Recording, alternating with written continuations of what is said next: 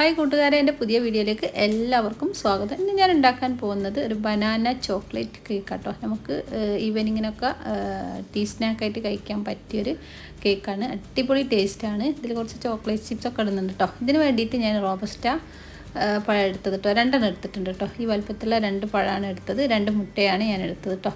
അപ്പോൾ ഇതാ നമ്മളെ പഴം ഒന്ന് തൊലി കളഞ്ഞ് കട്ട് ചെയ്തൊരു ബൗളിലേക്ക് ഇട്ട് കൊടുക്കുകയാണ്. 2 പഴമാണ് എടുത്തത് കേട്ടോ. ഇനി നമുക്കിത് വിസ്കോ ഒന്നും വേണ്ട കേട്ടോ. നമുക്ക് ഒരു ഫോർക്ക് വെച്ചിട്ട് സ്പൂണ് വെച്ചിട്ട് ഒന്ന് നന്നായിട്ട് ഉടച്ചെടുക്കാം. ഞാനിപ്പോൾ അതാണ് ഫോർക്ക് വെച്ചിട്ട് നന്നായിട്ട് ഉടച്ചെടുക്കുകയാണ്. ഉടച്ചെടുത്തതിന് ശേഷം നമുക്ക് പഞ്ചസാരയും മുട്ടയൊക്കെ ഇട്ട് കൊടുക്കാം കേട്ടോ. ഞാനിപ്പോൾ അത് ഉടച്ചെടുത്തതിന് ശേഷം 1/2 കപ്പ് ഷുഗർ കേട്ടോ. ഞാനിപ്പോൾ 2 ടേബിൾ സ്പൂണ് വൈറ്റ് ഷുഗറും 3 ടേബിൾ സ്പൂണ് ബ്രൗൺ ഷുഗറും ആണ് ഇട്ട് കൊടുത്തത്. വൈറ്റ് ഷുഗർ മാത്രമാണെങ്കിൽ അങ്ങനെ ഇട്ട് കൊടുക്കാം കേട്ടോ. ഞാനിപ്പോൾ എൻ്റെ കയ്യിലുള്ളത് കൊണ്ട് ഞാനിങ്ങനെ ഇട്ട് കൊടുത്തതാണ്. നിങ്ങൾ എടുക്കുകയാണെങ്കിൽ 1/2 കപ്പ് വൈറ്റ് ഷുഗർ മാത്രം എടുത്താൽ മതി കേട്ടോ.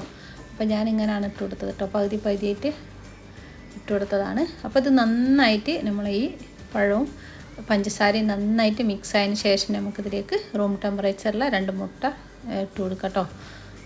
പിന്നെ അതിലേക്ക് ഇതാ വെനില എസൻസ് 1 ടീസ്പൂൺ ഒഴിച്ച് കൊടുക്കുക.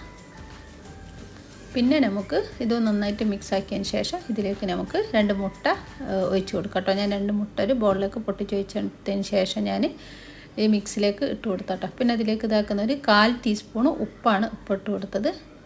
ഇനി മുട്ടയാണ് കേട്ടോ. അതാ 2 മുട്ടയാണ് എടുത്തത്.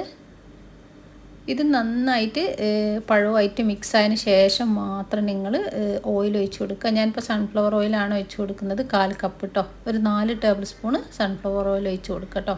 നന്നായിട്ട് മിക്സ് ആയതിന് ശേഷം മുട്ടയും ആ പഴവും. അപ്പം ഞാനിതാ 1/4 കപ്പ് സൺഫ്ലവർ ഓയിൽ ഒഴിച്ച് കൊടുക്കുന്നുണ്ട് കേട്ടോ. ഇനി ഇത് നന്നായിട്ടൊന്ന് മിക്സാക്കി എടുക്കണം കേട്ടോ. ഓയിൽ ഈ പഴത്തിൽ മുട്ടയിലൊക്കെ നന്നായിട്ട് മിക്സ് ആയതിന് ശേഷം മാത്രം നമുക്കിതിലേക്ക് നമ്മളെ ഇതൊക്കെ ഇട്ട് കൊടുക്കാം. നമ്മളെ ഫ്ലോറൊക്കെ ഇട്ട് കൊടുക്കാം കേട്ടോ, മൈദയൊക്കെ. പിന്നെ ഇതിലേക്ക് ഇതാ ഞാൻ 1 ടേബിൾ സ്പൂണോളം തൈര് ഒഴിച്ച് കൊടുത്തിട്ടുണ്ട് കേട്ടോ. ടീസ്പൂൺ ആണെങ്കിൽ 2 ടീസ്പൂൺ തൈര് ഒഴിച്ച് കൊടുക്കുക. 1 ടേബിൾ സ്പൂൺ തൈര് കേട്ടോ.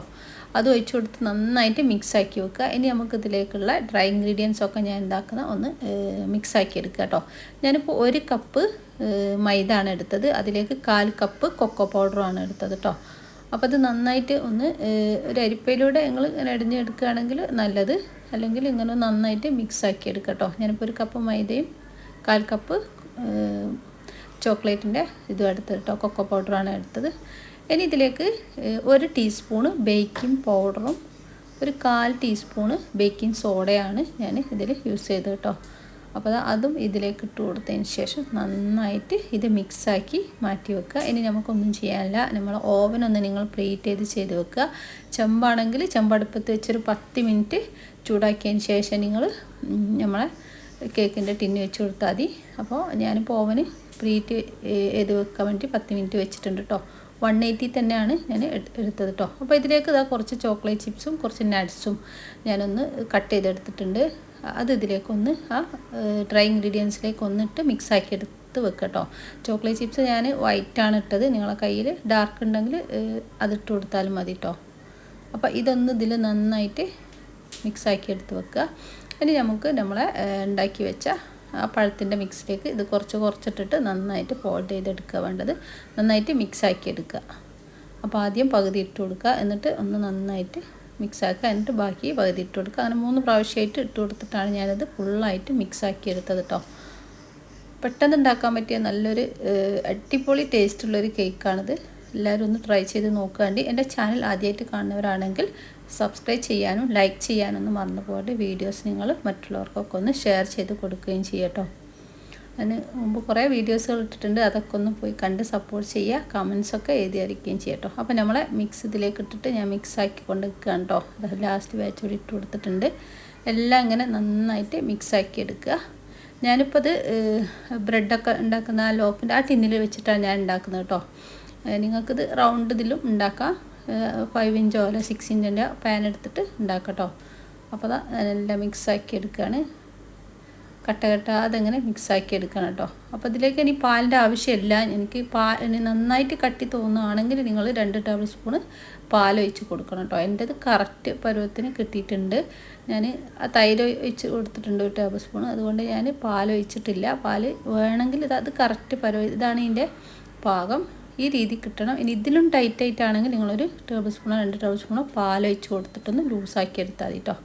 അപ്പോൾ ഇതാ നമ്മളെ മിക്സ് റെഡി ആയിട്ടുണ്ട്. ഇനി ഞാൻ എന്താ ബട്ടർ പേപ്പർ ഇല്ലാത്തത് കൊണ്ട് ഞാനൊന്ന് പാത്രത്തിൽ കുറച്ച് നെയ്യ് തടവിയതിന് ശേഷം കുറച്ച് മൈദ ഇട്ട് കൊടുത്ത് ഒന്നിങ്ങനെ തട്ടിയെടുത്താൽ കേട്ടോ. അപ്പോൾ അതാ നമ്മളിതാ ഈ ടിന്നിലേക്ക് വെച്ച് കൊടുക്കുകയാണ്.